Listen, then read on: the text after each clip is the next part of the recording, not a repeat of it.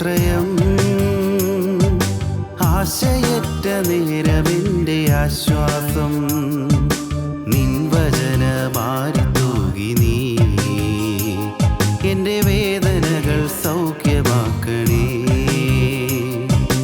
യേശുനാമമെൻ്റെ ആശ്രയം. ആശയറ്റ നേരമെൻ്റെ ആശ്വാസം. നിൻ വചനമാരി തൂകി നീ എൻ്റെ വേദനകൾ സൗഖ്യമാക്കണേ. ബെഥസ്ദ കുളക്കരയിലെ രോഗി പോൽ ഞാൻ തളർന്നവനാകുന്നു. നിന്റെ കരുണ തേടുന്നു, വൈകല്ലേ എൻ്റെ മോചകാ. ബെഥസ്ദ കുളക്കരയിലെ രോഗി പോൽ ഞാൻ തളർന്നവനാകുന്നു. നിന്റെ കരുണ തേടുന്നു, വൈകല്ലേ എൻ്റെ മോചകാ.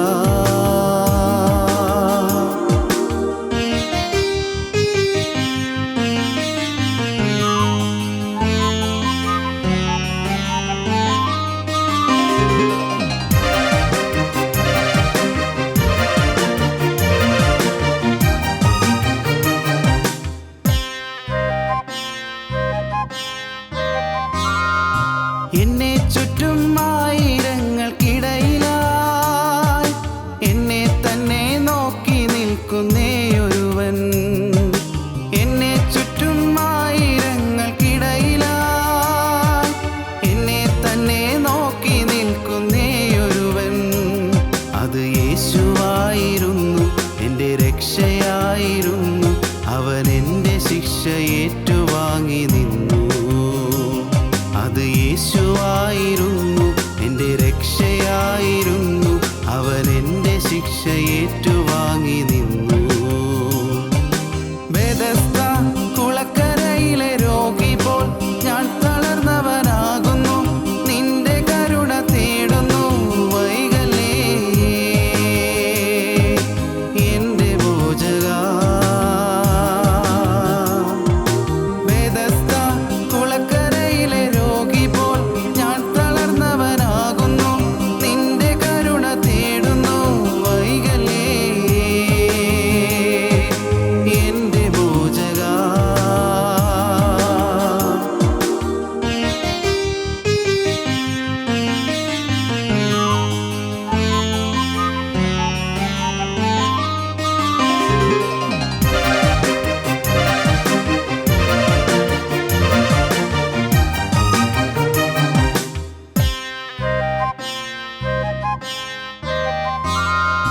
ചാട്ടവാറുകൊണ്ടു പ്രഹരമേൽക്കവേ ചീറ്റിയില്ല കോപമെൻ്റെ നായകൻ. ചാട്ടവാറുകൊണ്ടു പ്രഹരമേൽക്കവേ ചീറ്റിയില്ല കോപമെൻ്റെ നായകൻ. അവൻ ശാന്തനായിരുന്നു, അത് ശക്തിയായിരുന്നു. അവൻ എൻ്റെ കോപത്തീയടച്ചു നിന്നു. അവൻ ശാന്തനായിരുന്നു, അത് ശക്തിയായിരുന്നു. അവൻ എൻ്റെ കോപത്തീയടച്ചു നിന്നു. യേശുനാമമെൻ്റെ ആശ്രയം. ആശയറ്റ നേരമെൻ്റെ ആശ്വാസം. നിൻ വചനമാരി തൂകി നീ എൻ്റെ വേദനകൾ സൗഖ്യമാക്കണേ. യേശുനാമമെൻ്റെ ആശ്രയം. ആശയറ്റ നേരമെൻ്റെ ആശ്വാസം.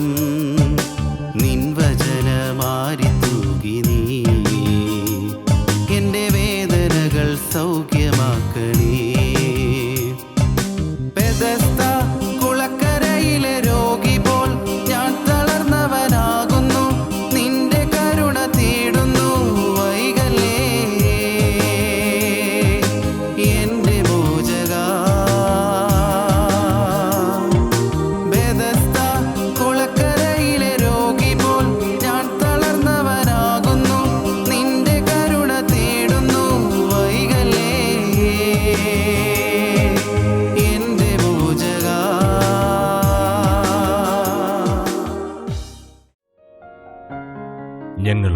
ക്രൂശിക്കപ്പെട്ട ക്രിസ്തുവിനെ പ്രസംഗിക്കുന്നു. ദൈവ തിരുനാമത്തിന് മഹത്വം ഉണ്ടാകട്ടെ. ലൂക്കോസിൻ്റെ സുവിശേഷം 5-ാം അധ്യായം 3-ാം വാക്യം.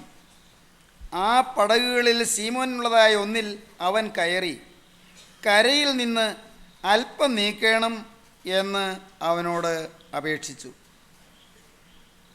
പടകിൽ യേശു കയറി കരയിൽ നിന്ന് അല്പം നീക്കണം എന്ന് യേശു സീമോനോട് അപേക്ഷിച്ചു. സീമോൻ പടകിലിരിക്കുകയായിരുന്നു.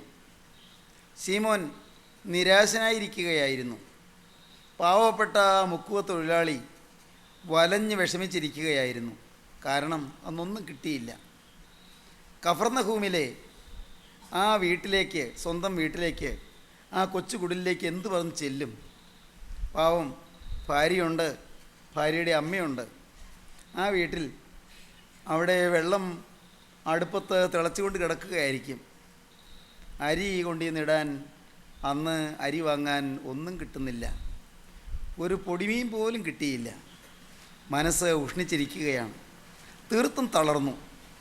ഇന്ന് കുടുംബത്തിൽ പട്ടിണിയാണ്. ആകുലഭാരം കൊണ്ട് വലഞ്ഞ് വിഷമിച്ച് മനസ്സ് പതറി ഉലഞ്ഞ് പാവം സീമോന പടയിലിരിക്കുകയാണ്. താടിക്ക് കയ്യും കൊടുത്ത് ക്ഷീണിതനായി മുഖം വാടി, അകവും വാടി, ഹൃദയം തകർന്ന് നിരാശയിൽ മുങ്ങി പാവം സീമോൻ ഇരിക്കുകയാണ്. യേശു അപ്പോഴുണ്ട് ഗലീല കടൽപ്പുറത്ത് കൂടി നടന്നു വരുന്നു. ആരെല്ലാമോ കരയിലൂടെ നടക്കുന്നുണ്ടല്ലോ. സീമോൻ ഗവനിച്ചേയില്ല. ആരെയും കാണാൻ തോന്നുന്നില്ല. ഉള്ളിൽ നിറയെ ഭാരം, ഉള്ളിൽ നിറയെ ആകുലം, വറി ആൻഡ് കെയർ. ഹൃദയം നിറയെ ആകുല ഭാരം. മനസ്സിന് സ്വസ്ഥതയില്ല. ആകെ ഒന്നേ ചിന്തയുള്ളൂ, എങ്ങനെ ജീവിക്കും? ഇന്നൊരു മീൻ പോലും കിട്ടിയില്ല. എങ്ങനെ കുടുംബത്തിലെ പട്ടിണി മാറും? എൻ്റെ ദൈവമേ, എന്താ സ്ഥിതി? അനേകർ ഈ വാക്കുകളെ കേൾക്കുമ്പോൾ നാളെയോർത്ത് ആകുലപ്പെട്ടിരിക്കുന്നുണ്ട്. പല കാര്യങ്ങളിൽ മനസ്സ് പീഡിതമായിരിക്കുന്നുണ്ട്. പല കാര്യങ്ങളിൽ മനസ്സ് ആകുലപ്പെട്ടിരിക്കുന്നുണ്ട്, ആവലാതി കൊണ്ടിരിക്കുന്നുണ്ട്, നിരാശപ്പെട്ടിരിക്കുന്നുണ്ട്, മുഖം വാടിയിരിക്കുന്നുണ്ട്, അകം ഉലഞ്ഞിരിക്കുന്നുണ്ട്, ഹൃദയം തകർന്നിരിക്കുന്നുണ്ട്. അപ്പോൾ യേശു ആ വെള്ളത്തിലേക്ക് പയ്യെ ഇറങ്ങി പയ്യെ നടന്നു. സീമോൻ അറിഞ്ഞേയില്ല. യേശു പടകിൽ അങ്ങോട്ട് കയറി. സീമോൻ വിളിച്ചില്ല. യേശു ആണെന്ന് അറിഞ്ഞില്ല. ആരാണീ വരുന്നതെന്ന് അറിഞ്ഞില്ല. ഏതാനും നാൾ മുമ്പ് അന്ത്രയോസ് കൂട്ടിക്കൊണ്ടുപോയി യേശുവിന് മുമ്പിൽ കൊണ്ടുപോയി നിർത്തിയത് ഓർമ്മയുണ്ട്. പക്ഷേ അതൊക്കെ എന്നേ കഴിഞ്ഞു, എന്നേ മറന്നു. ആദ്യമായി യേശുവിനെ കണ്ട സമയം അത് സീമോൻ ഓർമ്മയില്ലാഞ്ഞിട്ടല്ല. പക്ഷേ ജീവിതത്തിൻ്റെ പ്രാരബ്ധങ്ങളിൽ, ജീവിതത്തിൻ്റെ കഷ്ടപ്പാടുകളിൽ അതെല്ലാം മറന്നേ പോയി. അല്ലേ പ്രിയപ്പെട്ടവരെ? അല്ലേ നിങ്ങളിൽ ചിലർ ജീവിതത്തിൽ യേശുവിനെ കണ്ടുമുട്ടിയവരുണ്ട്, ദൈവത്തിൻ്റെ വചനം കേട്ടവരുണ്ട്, ചില തീരുമാനങ്ങൾ എടുത്തവരുണ്ട്. പക്ഷേ എല്ലാം മറവിയുടെ മാറാക്കയങ്ങളിൽ താണുപോയില്ലേ? ഇല്ലേ? നിങ്ങളിൽ പലരും അന്നെടുത്ത തീരുമാനങ്ങൾ മറന്നുപോയി, അന്നെടുത്ത സമർപ്പണങ്ങൾ മറന്നുപോയി, ക്രിസ്തു നിങ്ങളോട് പറഞ്ഞ വാക്കുകൾ മറന്നുപോയി. നീ സീമോനാകുന്നു, നീ പത്രോസ് ആകുമെന്ന് പറഞ്ഞ ആ വാക്യത്തിൻ്റെ പൊരുളൊന്നും ചിന്തിക്കുന്നേയില്ല. കുടുംബ പ്രാരബ്ധങ്ങളും ക്ലേശങ്ങളും പ്രശ്നങ്ങളും പ്രതിസന്ധികളും ദുരിതങ്ങളും ക്ഷാമവും പട്ടിണിയും പാടും കേടും എല്ലാമായി വലയുകയാണ്. സീമോന് ഇപ്പോൾ യേശുവിനെക്കുറിച്ചുള്ള ഓർമ്മ പോലും പോയതുപോലെ പടക് ഒന്ന് നല്ലപോലെ ആടി. ശിവൻ പെട്ടെന്ന് ഞെട്ടിത്തരിച്ച് നോക്കി. ഇതാ ഒരാൾ കയറി നിൽക്കുന്നു പടകിൽ. സീമോൻ്റെ മുഖത്തേക്ക് തന്നെ നോക്കി നിൽക്കുകയാണ്. സീമോനെ പെട്ടെന്ന് ഓർമ്മ വന്നു. അന്ന് എൻ്റെ സഹോദരൻ അന്ത്രയോസ് വിളിച്ചുകൊണ്ട് പോയി എന്നെ കാണിച്ച് എന്നെ കൊണ്ടുപോയി നിർത്തി ആ യേശുവാണല്ലോ ഈ നിൽക്കുന്നത്. അന്ന് എന്നോട് സംസാരിച്ചപ്പോൾ ഉള്ളിലൊരു വലിയ സമാധാനം കിട്ടിയതാണല്ലോ. കൂടുതലൊന്നും പറഞ്ഞില്ല. നീ ശീമോനാകുന്നു, നീ പത്രോസ് ആകുമെന്നല്ലേ പറഞ്ഞുള്ളൂ. പക്ഷേ അന്ന് ഏതോ ഒരു സ്വസ്ഥത, ഒരു സുഖം, അന്ന് ആ വാക്കുകൾ ആ നാവിലൂടെ വന്ന ഉടനെ എൻ്റെ ഉള്ളത്തിലേക്ക് ഏതോ ഒരു കുളിർമ പകർന്നത് ശീമോൻ ഓർത്തു. ശീമോൻ അമ്പരപ്പോടെ യേശുവിൻ്റെ തിരുമുഖത്തേക്ക് നോക്കി. യേശു പറഞ്ഞു, ഒരു ഉപകാരം ചെയ്യാമോ? ഈ പടക് കരയിൽ നിന്ന് അല്പം നീക്കാമോ? ആ പടകുകളിൽ സീമോനുള്ളതായ ഒന്നിൽ അവൻ കയറി കരയിൽ നിന്ന് അല്പം നീക്കണം എന്ന് അവനോട് അപേക്ഷിച്ചു. പ്രിയപ്പെട്ടവരെ, മനുഷ്യൻ ദൈവത്തോട് അപേക്ഷിക്കുകയല്ല, ദൈവം മനുഷ്യനോട് അപേക്ഷിക്കുകയാണ്. അതാണ് ക്രിസ്തീയ ജീവിതത്തിൻ്റെ മഹത്വം. ഞാൻ ദൈവത്തെ അന്വേഷിച്ചില്ല, എൻ്റെ ദൈവം എന്നെ അന്വേഷിച്ച് നടന്നു. ഞാൻ ദൈവസന്നിധിയിൽ പ്രാർത്ഥിച്ചില്ല, ദൈവം എൻ്റെ പിന്നാലെ നടന്ന് മുട്ടിക്കൊണ്ടിരുന്നു. സത്യം സ്നേഹിതരെ, നിങ്ങളുടെ ജീവിതത്തിൽ അതുതന്നെ. ഏതെല്ലാം വഴികളിലൂടെയൊക്കെ നടന്നതാണ്, ഏതെല്ലാം ദുരിതങ്ങളിൽപ്പെട്ട് വീണതാണ്, എവിടെയെല്ലാം ചെന്ന് മുട്ടിയതാണ്, ഏതെല്ലാം ഗുലുമാലുകളിൽ ചെന്ന് ചാടിയതാണ്, ഏതെല്ലാം കുരുക്കുകളിൽ ചെന്ന് കെട്ടപ്പെട്ടതാണ്. ഉടയമ്പുരാൻ വന്ന്, മകനെ നിന്നെ തൊട്ടത് കൊണ്ടാണ് നീ ഇന്ന് ജീവിക്കുന്നത്. മകളെ, സ്വർഗത്തിലെ ദൈവം നിന്നെ വന്ന് സന്ധിച്ചത് കൊണ്ടാണ്, നിന്നെ സന്ദർശിച്ചത് കൊണ്ടാണ് നീ ഇന്ന് ജീവിക്കുന്നത്. ദൈവത്തിൻ്റെ അളവറ്റ സ്നേഹം നിന്നെ കണ്ടു, ദൈവം നിന്നെ തേടി വന്നു. പാട്ടുകാരൻ പാടി, തേടിയതല്ല ഞാൻ നിന്നെ, ക്രൂസിൻ സ്നേഹം തേടി ഈ പാപിയാം എന്നെ. ഞാൻ നിന്നെ തേടിയതല്ല, നീ എന്നെ തേടി വന്നതാണ്. കർത്താവായ യേശു ക്രിസ്തു പിൽക്കാലത്ത് പറയുകയുണ്ടായി. യോഹന്നാന്റെ സുവിശേഷം 15-ാം അധ്യായത്തിൽ യേശു ക്രിസ്തു പറഞ്ഞു, ഇങ്ങനെയാണ് പറഞ്ഞത്. ഈ ജനത്തെ തിരഞ്ഞെടുത്തതിനെക്കുറിച്ച് കർത്താവ് പറഞ്ഞത്, നിങ്ങൾ എന്നെ തിരഞ്ഞെടുത്തു എന്നല്ല, ഞാൻ നിങ്ങളെ തിരഞ്ഞെടുത്തു. നിങ്ങൾ പോയി ഫലം കായ്ക്കേണ്ടതിനും നിങ്ങളുടെ ഫലം നിലനിൽക്കേണ്ടതിനും നിങ്ങളെ ആക്കി വെച്ചുമിരിക്കുന്നു. യോഹന്നാന്റെ സുവിശേഷം 15-ാം അധ്യായം 16-ാം വാക്യം, നിങ്ങൾ എന്നെ തിരഞ്ഞെടുത്തു എന്നല്ല, ഞാൻ നിങ്ങളെ തിരഞ്ഞെടുത്തു.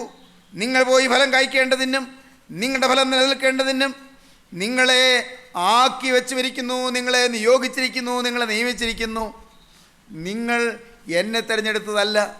ശീമോൻ വിളിച്ചിട്ടല്ല യേശു വന്ന് കയറിയത്. യേശു ശീമോനെ സ്നേഹിച്ച് ശീമോനെ അനുഗ്രഹിപ്പാൻ തീരുമാനിച്ച് ഭാവികാല സാധ്യതകൾ മുൻകണ്ട് ശീമോൻ ചഞ്ചലഹൃദയനാണെങ്കിലും അവനെ പാറ പോലെ ഉറപ്പുള്ളവനാക്കാമെന്നുള്ള ഒരു വിശ്വാസത്തോടെ യേശു വന്ന് ശീമോൻ്റെ പടകിൽ കയറി. ശീമോനെ അനുഗ്രഹിപ്പാനായി ആ പടകിൽ കയറി. എൻ്റെ സ്നേഹിതരെ, നിങ്ങളോട് പറയട്ടെ, ഇന്ന് ഈ സമയത്ത് യേശു നിങ്ങളുടെ അരികിലേക്ക് വരികയാണ്. നിങ്ങൾ ഒന്ന് വിനയപൂർവ്വം ഇരുന്നാൽ മതി. നിങ്ങൾ എളിമയോടെ യേശുവിൻ്റെ വാക്ക് പറഞ്ഞാൽ മതി. നാഥ, ഞാൻ നിന്നെ അന്വേഷിച്ചില്ല, ഞാൻ എൻ്റെ പാപം വിട്ട് തിരിഞ്ഞില്ല, ഞാൻ നിന്നോടൊരു വാക്ക് പറഞ്ഞില്ല, ഞാൻ തിരുമുൻപിൽ ഒരു സമർപ്പണം എടുത്തില്ല, എന്നിട്ടും നീ എന്നെ തേടി വന്നല്ലോ. എൻ്റെ ഹീനാവസ്ഥയിൽ നിനക്ക് എന്നോട് ദയ തോന്നിയല്ലോ, എൻ്റെ അരിഷ്ടാവസ്ഥയിൽ നിനക്ക് എന്നോട് കരുണ തോന്നിയല്ലോ, എന്നെ നീ ഓമനപ്പേർ ചൊല്ലി വിളിച്ചല്ലോ. ദൈവജനമേ, നിങ്ങൾ കേൾക്കൂ. യെശയ്യാ പ്രവാചകൻ്റെ പുസ്തകത്തിൽ ദൈവം അരുളി ചെയ്യുകയാണ്, പുഴുവായ യാക്കോബേ, ഭയപ്പെടേണ്ട. ഇസ്രായേൽ പരിശയെ ഭ്രമിച്ചു നോക്കേണ്ട. നീ എന്നെ അറിയാതിരിക്കെ ഞാൻ നിൻ്റെ അരമുറുക്കിയിരിക്കുന്നു. നീ എന്നെ അറിയാതിരിക്കെ ഞാൻ നിന്നെ ഓമനപ്പേർ വിളിച്ചിരിക്കുന്നു. ദൈവവൈതലേ, നീ ദൈവത്തെ അറിഞ്ഞില്ല, ദൈവം നിൻ്റെ അരമുറുക്കി. ദൈവവൈതലേ, നീ ദൈവത്തെ അറിഞ്ഞില്ല, ദൈവം നിന്നെ ഓമനപ്പേർ ചൊല്ലി വിളിച്ചു. ഇന്നിതാ സ്നേഹം നിൻ്റെ അരികിലേക്ക് വരികയാണ്. മകനെ, ആ സ്നേഹം നിൻ്റെ ഹൃദയ കവാടത്തിൽ വന്ന് മുട്ടുകയാണ്. മകനെ, നിൻ്റെ ഹൃദയം എനിക്ക് തരിക, എൻ്റെ മകളെ, നിൻ്റെ ജീവിതം എനിക്ക് തരിക എന്ന് പറഞ്ഞുകൊണ്ട് ആ സ്നേഹനിധിയായ ക്രിസ്തു, ഗോകുൽത്തായിലെ നിത്യോഷ്മളമായ സ്നേഹം ഇന്ന് നിങ്ങളുടെ ഹൃദയത്തിൻ്റെ വാതിക്കൽ വന്ന് മുട്ടിക്കൊണ്ട് നിൽക്കുകയാണ്. ഹൃദയം തുറന്നു കൊടുക്കൂ, പടക് വിട്ടുകൊടുക്കൂ. ശീമോൻ്റെ പടകിൽ യേശു കയറി കരയിൽ നിന്ന് അല്പം നീക്കണം എന്ന് അവനോട് അപേക്ഷിച്ചു. പ്രിയപ്പെട്ടവരെ, കരയിൽ നിന്ന് അല്പം നീക്കണം. ഈ കരയോട് പലരും ബന്ധപ്പെട്ട് കിടക്കുകയാണ്. സത്യമാണ്, ലോകത്തോട് കെട്ടപ്പെട്ട് കിടക്കുകയാണ്, ലോകത്തോട് ബന്ധിക്കപ്പെട്ട് കിടക്കുകയാണ്. ഞാൻ ഇങ്ങനെ ചിന്തിക്കും, എൻ്റെ ദൈവമേ, പലരും മദ്യപന്മാരൊന്നുമല്ല, പലരും വേശ്യാവൃത്തി ചെയ്യുന്നില്ല, പലരും കളവോ മോഷണമോ കവർച്ചയോ ഒന്നും ചെയ്യുന്നില്ല, പലരും കൊലപാതകം ചെയ്യുന്നില്ല. ഒരുവിധം യോഗ്യമായി, ജെൻറ്റിൽമാൻലി, ഒരുവിധം മാന്യമായി, ഒരുവിധം സമാധാനവും ശാന്തതയുള്ള ജീവിതമൊക്കെ നയിക്കുന്നു പലരും. പ്രാർത്ഥനയുണ്ട്, നമസ്കാരമുണ്ട്, ദൈവ വിശ്വാസമുണ്ട്, ആരാധനയുണ്ട്, പള്ളിയുണ്ട്, നമസ്കാരമുണ്ട്, അതേ ജീവിതത്തിൽ ചില ചിട്ടകളൊക്കെ ഉണ്ട്. പിന്നെ എന്താണ് യേശുക്രിസ്തു വസിക്കാത്തത്, ഹൃദയത്തിലൊന്ന് വാഴാത്തത്? ചിന്തിക്കേണ്ടതാണ് പ്രിയരെ. ലോകസ്നേഹം ദൈവത്തോട് ശത്രുത്വമാകുന്നു. ലോകത്തോട് ഇപ്പോഴുള്ള പറ്റുമാനം ലോകത്തോട് ബന്ധിക്കപ്പെട്ട് കിടക്കുന്നു. നാം ഈ ലോകത്തിലാണ് ജീവിക്കുന്നത്. സാധു സുന്ദർ സിംഗ് ഒരു ഉദാഹരണം പറയുകയുണ്ടായി. സാധു സുന്ദർ സിംഗിൻ്റെ പ്രസംഗങ്ങൾ വായിച്ചാൽ അനേക ഉദാഹരണങ്ങൾ കിട്ടും. സുന്ദർ സിംഗ് പറഞ്ഞൊരു ഉദാഹരണം കേൾക്കണമോ? വള്ളം അത് വെള്ളത്തിലൂടെ യാത്ര ചെയ്യാനുള്ളതാണ്. പെരുവെള്ളം എത്തി മേതാളിച്ച് കിടക്കുമ്പോൾ വള്ളത്തിൽ കയറി ഇക്കരയിൽ നിന്ന് അക്കരയിലേക്ക് പോകാം. അതിന് വള്ളം കൂടിയേ തീരൂ. എന്നാൽ ആ വള്ളത്തിനുള്ളിൽ വെള്ളം കയറരുത്. വള്ളം യാത്ര ചെയ്യാൻ വെള്ളം വേണം, പക്ഷേ വള്ളത്തിനുള്ളിൽ വെള്ളം കയറരുത്. നിങ്ങൾക്ക് മനസ്സിലായോ പ്രിയരെ? ഈ ലോകത്താണ് നാം ജീവിക്കുന്നത്. ഇവിടെ ജീവിക്കാൻ ഭക്ഷണം വേണം, ഇവിടെ ജീവിക്കാൻ പൈസ വേണം. ഇവിടെ ഭക്ഷണത്തിനും പൈസയ്ക്കും നാം ജോലി ചെയ്യണം. അപ്പോൾ ജോലി ചെയ്യണമെങ്കിൽ അതിനുള്ള വിദ്യാഭ്യാസം വേണം. കുഞ്ഞുങ്ങളെ പഠിക്കണം, നല്ലതുപോലെ അധ്വാനിക്കണം, പാടത്ത് പണിയെടുക്കണം, അല്ലെങ്കിൽ തോട്ടത്തിൽ പറമ്പിൽ പണിയെടുക്കണം, ജോലി ചെയ്യണം. എന്തിന്? ആഹാരം വേണം, ആഹാരം കഴിക്കണം, പൈസ വരുമാനം വേണം. എന്തിന്? ജീവിക്കാൻ. ഇതെല്ലാം വേണം. പക്ഷേ ഈ ലോകമാകുന്ന വെള്ളം ഈ വള്ളത്തിൽ കടക്കരുത്. വള്ളം മുങ്ങിപ്പോകും, യാത്ര മുടങ്ങിപ്പോകും. ഇന്ന് അനേകര് ഈ ലോകം അവരുടെ ജീവിതത്തിൽ കടന്നിട്ട് വള്ളം അത് വെള്ളത്തിൽ മുങ്ങിപ്പോയിരിക്കുകയാണ്. ലോകസ്നേഹം ദൈവത്തോട് ശത്രുത്വമാകുന്നു. പണത്തിൻ്റെ അടിമയാകരുത്, സ്വത്തിൻ്റെ അടിമയാകരുത്. പ്രിയപ്പെട്ടവരെ, സ്ഥാനമാനങ്ങളുടെ അടിമയാകരുത്. സ്ഥാനമോഹം പാടില്ല, ദ്രവ്യാഗ്രഹം പാടില്ല, ലോകപ്രതാപമോഹം പാടില്ല. ഈ ലോകത്തിൻ്റെ പ്രതാപത്തിൻ്റെ പിറകെ പോകുന്നെങ്കിൽ ക്രിസ്തുവിനെ കിട്ടുകയില്ല. കുരിശും പേറിപ്പോയി അവൻ്റെ പിറകെ പോകാൻ സാധ്യമാവില്ല. ക്രിസ്തുവിൻ്റെ പിറകെ പോകണമെങ്കിൽ ലോകത്തിന് മരിച്ചവനായി തീരണം. വേണമെങ്കിൽ ലോകത്തെ ചപ്പും ചവറുമെന്നെണ്ണിയ അപ്പോസ്തലനായ പൗലോസ് പറഞ്ഞു, ഞാൻ സകല ഉപേക്ഷിച്ച് എല്ലാം ചപ്പെന്നും ചവറെന്നും എണ്ണുന്നു എന്ന്. റോമൻ പൗരത്വം ജന്മനാ സിദ്ധിച്ച അപ്പോസ്തലനായ പൗലോസ്, സന്നദ്ധരെയും സംഘത്തിലെ അംഗമായ അപ്പോസ്തലനായ പൗലോസ്, യഹൂദ ജാതിക്കാരനും ബെന്യാമീൻ ഗോത്രക്കാരനുമായ ഇസ്രായേലിനായ അപ്പോസ്തലനായ പൗലോസ്, അന്നത്തെ ഗ്രീക്ക് ഫിലോസഫി മുഴുവൻ പഠിച്ച വലിയൊരു ദാർശനികനായ അപ്പോസ്തലനായ പൗലോസ്, അന്നത്തെ ഏറ്റവും ഉയർന്ന വിദ്യാഭ്യാസം കിട്ടി പ്രൊഫസർ ഗമാലിയേലിൻ്റെ അരുമശിഷ്യനായി ഹീബ്രു യൂണിവേഴ്സിറ്റിയിൽ പഠിച്ചു വളർന്ന ഉയർന്ന ബിരുദധാരിയായ അപ്പോസ്തലനായ പൗലോസ്. പ്രിയപ്പെട്ടവരെ, അപ്പോസ്തലൻ പറയുന്നു, എനിക്ക് ലാഭമായിരുന്നൊക്കെയും ഞാൻ ക്രിസ്തു നിമിത്തം ഛേദമെന്നെണ്ണിയിരിക്കുന്നു. എൻ്റെ ദൈവമേ, ഞാൻ ഭയത്തോടെയാണ് ഈ വാക്കുകൾ പറയുന്നത്. ലാഭമായിരുന്നതെല്ലാം ഛേദമെന്നെണ്ണാൻ ദൈവത്തിന് സ്തോത്രം. എല്ലാം നിസ്സാരമെന്ന് കാണാൻ.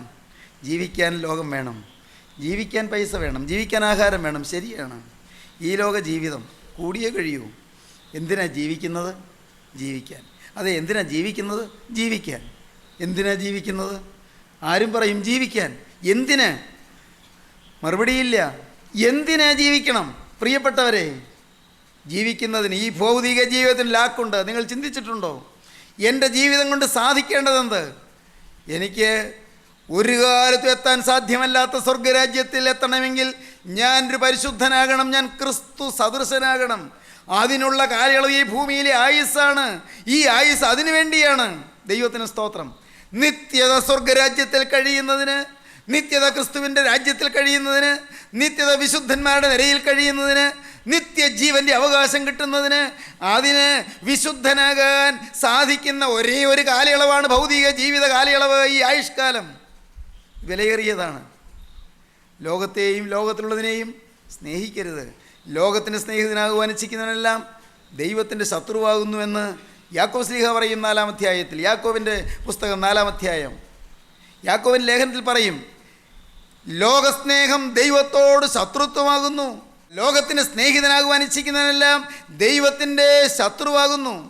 അപ്പോസ്തലനായ യോഹന്നാൻ പറയും, എന്തു പറയും? ലോകവും അതിൻ്റെ മോഹവും ഒഴിഞ്ഞു പോകുന്നു, ദൈവേഷ്ടം ചെയ്യുന്നവനോ എന്നേക്കും ഇരിക്കുന്നു. ആകയാൽ ലോകത്തെയും ലോകത്തിലുള്ളതിനെയും സ്നേഹിക്കരുത്. ദൈവത്തിന് സ്തോത്രം. അപ്പോസ്തലനായ യോഹന്നാൻ എഴുതിയ 1-ാമത്തെ ലേഖനം 2-ാം അധ്യായത്തിലാണ് പറയുന്നത്, ലോകത്തെയും ലോകത്തിലുള്ളതിനെയും സ്നേഹിക്കരുത്. ദൈവത്തിന് സ്തോത്രം. നമ്മുടെ വാഴ്ത്തപ്പെട്ട കർത്താവ് ഒടുവിലത്തെ പ്രസംഗത്തിൽ യോഹന്നാൻ സുവിശേഷം 15-ാം അധ്യായത്തിൽ പറയും, നിങ്ങൾ ലോകക്കാരായിരുന്നുവെങ്കിൽ ലോകം തനിക്ക് സ്വന്തമായതിനെ സ്നേഹിക്കുമായിരുന്നു. എന്നാൽ നിങ്ങൾ ലോകക്കാരായിരിക്കാതെ ഞാൻ നിങ്ങളെ ലോകത്തിൽ തിരഞ്ഞെടുത്തതുകൊണ്ട് ലോകം നിങ്ങളെ പകയ്ക്കുന്നു. ശ്രദ്ധയോടെ കേൾക്കൂ. യോഹന്നാൻ സുവിശേഷം 15-ാം അധ്യായത്തിലാണ് പറഞ്ഞത്. 18-ഉം 19-ഉം വാക്യങ്ങൾ ശ്രദ്ധയോടെ കേൾക്കൂ. ലോകം നിങ്ങളെ പകയ്ക്കുന്നുവെങ്കിൽ അത് നിങ്ങൾക്ക് മുമ്പേ എന്നെ പകച്ചിരിക്കുന്നു എന്ന് അറിവീൻ. ഇന്ന് ലോകം നിങ്ങളെ വെറുക്കുന്നു, ലോകം നിങ്ങളെ പരിഹസിക്കുന്നു. ലോകത്തിലുള്ളവർ നിങ്ങളെ കളിയാക്കുന്നു, നിങ്ങളെ ആക്ഷേപിക്കുന്നു, നിങ്ങളെ അവമാനിക്കുന്നു, നിങ്ങളെ അപഹസിക്കുന്നു. ലോകം നിങ്ങളെ പകയ്ക്കുന്നുവെങ്കിൽ അത് നിങ്ങൾക്ക് മുമ്പേ എന്നെ പകച്ചിരിക്കുന്നുവെന്ന് അറിവീൻ. നിങ്ങൾ ലോകക്കാർ ആയിരുന്നുവെങ്കിൽ ലോകം തനിക്ക് സ്വന്തമായതിനെ സ്നേഹിക്കുമായിരുന്നു. എന്നാൽ നിങ്ങൾ ലോകക്കാരായിരിക്കാതെ ഞാൻ നിങ്ങളെ ലോകത്തിൽ നിന്ന് തിരഞ്ഞെടുത്തതുകൊണ്ട് ലോകം നിങ്ങളെ പകയ്ക്കുന്നു. ലോകം, പ്രിയപ്പെട്ടവരെ, അനേകർ ലോകത്തിൻ്റെ അടിമകളാണ്, ലോകത്തിലെ പ്രതാപത്തിൻ്റെ അടിമകളാണ്, ലോകത്തിലെ സ്ഥാനമാനങ്ങളുടെ അടിമകളാണ്, ലോകത്തിലെ ബഹുമതിയുടെ അടിമകളാണ്. ലോകത്തിലെ വിലയും നിലയും വേണം, അതിനുവേണ്ടിയാണ് പലരും നിൽക്കുന്നത്. ദൈവത്തിന് സ്തോത്രം. പീലാത്തോസിന് അറിയാമായിരുന്നു യേശുവിനെ ക്രൂശിക്കേണ്ട കാര്യമില്ലെന്ന്. പക്ഷേ പീലാത്തോസിൻ്റെ ഉള്ളിൽ ലോകം വളർന്നു നിന്നിരുന്നു. ലോകത്തിലുള്ള ഔന്നത്യം, ലോകത്തിലെ ഉദ്യോഗം, ലോകത്തിലെ പദവി, ലോകത്തിലുള്ള ഗവർണർ ഉദ്യോഗം, കൈസറുടെ സ്നേഹിതൻ എന്നുള്ള പേര്, റോമൻ സീസറുടെ ഒരു ഉയർന്ന വിശ്വസ്തനായ ഉദ്യോഗസ്ഥൻ എന്നുള്ള പേരും പെരുമയും സ്ഥാനവും മാനവും പദവിയും പ്രൗഢിയും എല്ലാ ആഠ്യത്വവും നിലനിർത്തണം. പീലാത്തോസിന് അറിയാമായിരുന്നു ഈ യഹൂദന്മാർ അസൂയ നിമിത്തമാണ് യേശുവിനെ പിടിച്ച് ക്രൂശിക്കാൻ ഏൽപ്പിച്ചതെന്ന്. ഈ നീതിമാൻ രക്തത്തിൽ എനിക്ക് പങ്കില്ലെന്ന് പീലാത്തോസ് പറഞ്ഞു. നീതിമാനാണെന്നാണ് പറഞ്ഞത്. ഞാൻ ഈ നീതിമാനിലൊരു കുറ്റവും കാണുന്നില്ല എന്നാണ് പീലാത്തോസ് പറഞ്ഞത്. ഇവനിൽ ഞാനൊരു കുറ്റവും കാണുന്നില്ല. ആ നീതിമാൻ്റെ കാര്യത്തിൽ ഇടപെടരുതെന്ന് പീലാത്തോസിൻ്റെ ഭാര്യ പ്രത്യേകം ആളയച്ച് പറയിപ്പിച്ചു. നീതിമാൻ നീതിമാൻ. പീലാത്തോസ് പറഞ്ഞു, ഭാര്യ പറഞ്ഞു, ശതാധിപൻ പറഞ്ഞു, എല്ലാവരും നീതിമാൻ നീതിമാൻ എന്നാണ് പറയും. ഇവരെന്തിനാ കുരിശിച്ച്? കാര്യമുണ്ട്. സ്ഥാനം നിർത്തണം, ലോകത്തിലെ പദവി നിലനിർത്തണം. ദൈവത്തിന് സ്തോത്രം. പ്രിയപ്പെട്ടവരെ, ലോകത്തിലെ സ്ഥാനത്തിൻ്റെയും മാനത്തിൻ്റെയും പിറകെ പോയാൽ കുരിശുമൊന്നും പിറകെ പോകാൻ സാധ്യമല്ല. ലോകമേതും യോഗ്യം അല്ലെനിക്കതാൽ ശോകമില്ല ഭാഗ്യം ഉണ്ട് ക്രിസ്തുവിൽ. ലോകമേതും യോഗ്യം അല്ലെനിക്കതാൽ ശോകമില്ല ഭാഗ്യം ഉണ്ട് ക്രിസ്തുവിൽ. നാഥനു മുൾമുടി നൽകിയ ലോകമേ നീ തരും പേരെനിക്കെന്തിനാ. നാഥനു മുൾമുടി നൽകിയ